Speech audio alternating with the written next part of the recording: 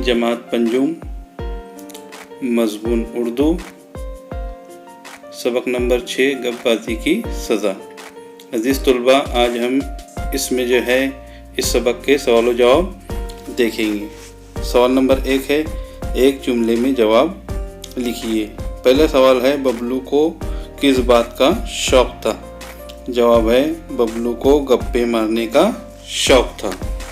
दूसरा सवाल है, किस मुल्क के लोग बर्फ़ के घरों में रहते हैं?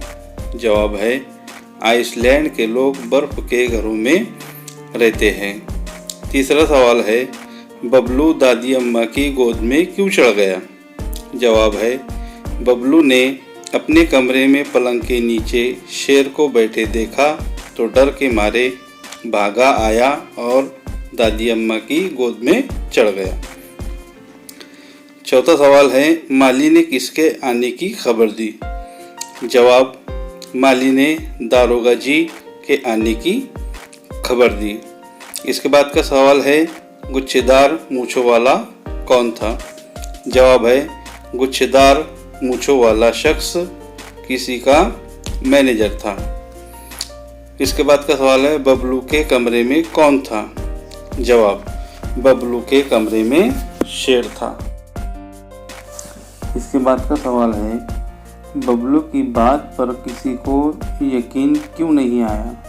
जवाब, सबको मालूम था कि बबलू गप हाँकता है, इसलिए इसकी बात पर किसी को यकीन नहीं आया। इसके बाद का सवाल है, बबलू गुसल खाने में क्या कर रहा था?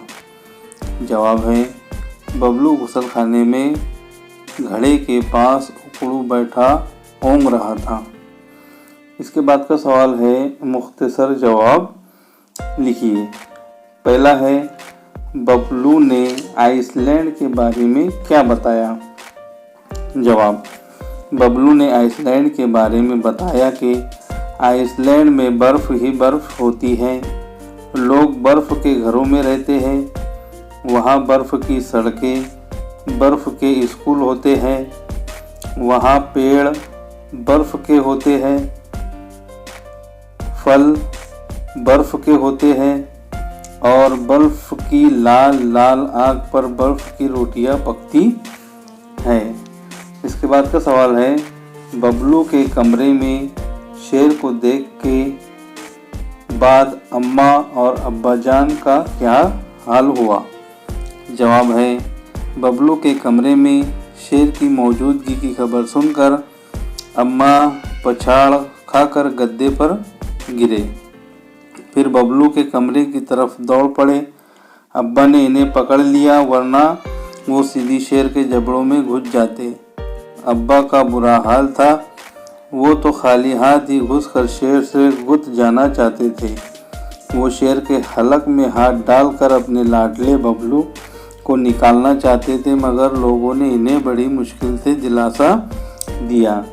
इसके बाद का सवाल है, अब्बाजान ने अम्मा को बबलू के कमरे में जाने से क्यों रोका? जवाब, बबलू के कमरे में पलंग के नीचे शेर बैठा था। अम्मा के दिल व दिमाग पर मोहब्बत और ममता के जज्बात गालिब थे। अगर अब्बा इन्हें न रोकते तो अम्मा जज्बात की रो में सीधी शेर के जबड़ों में घुस जाती।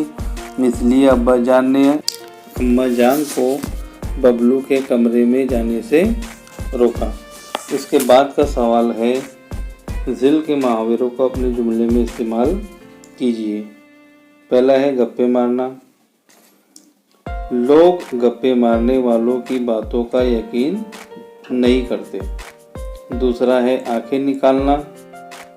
मौलवी साहब ने आंखें निकाले तो बच्चे हिल हिल कर अपना अमोख्ता याद करने लगे। तीसरा, दो कौड़ी का ना रहना।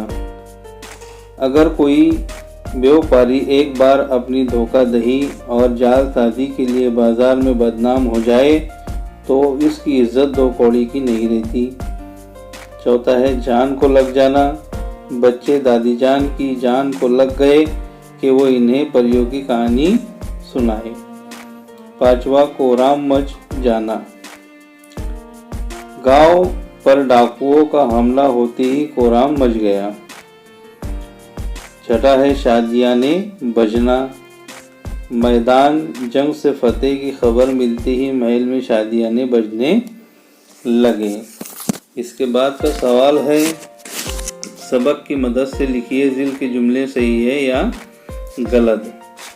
पहला है, बबलू को किताबें पढ़ने का शौक था। गलत। दूसरा है, मेवाराम माली बौखलाया हुआ आया। सही। तीसरा, बबलू की बातों पर सब यकीन करते थे। गलत। चौथा है, शेर पलंग के नीचे था। सही। पांचवा है, बबलू बावर्ची खाने में उखड़ू बैठे ऊँघ रहे थे।